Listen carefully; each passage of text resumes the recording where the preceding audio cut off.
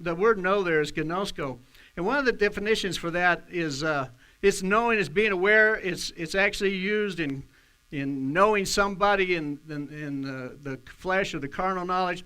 And one of the definitions is to be master of a thing.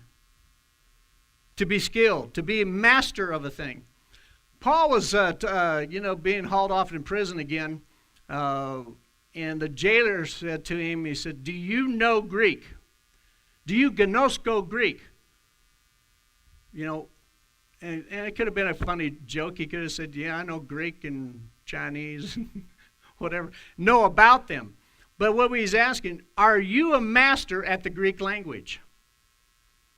And Paul answered him in Greek.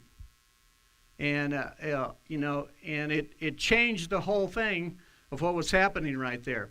But that's just another way of saying. Let's look at another place where this is used. John 8:31.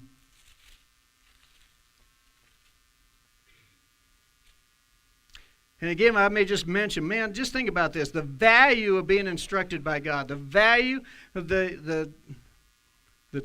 what Jody shared this morning in Numbers, the value of hearing what God had already said, I'm going to give you this land. Do you realize if those 10 spies would have already had it in their heart that they believed God, that he was going to give them the land, their perspective would have been totally different of what they saw.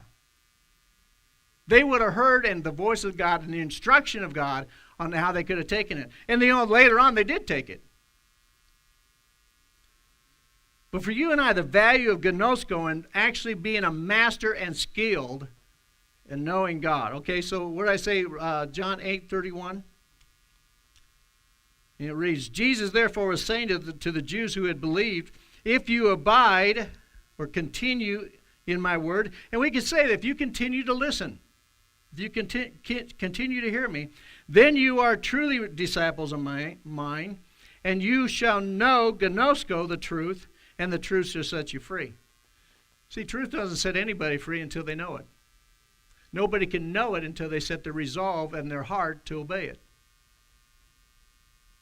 I know this sounds simple, but I'm telling you, it's extremely profound. If you're waiting to hear what God's going to tell you to do before you make your decision whether or not you're going to do it, you're actually not going to have very good hearing.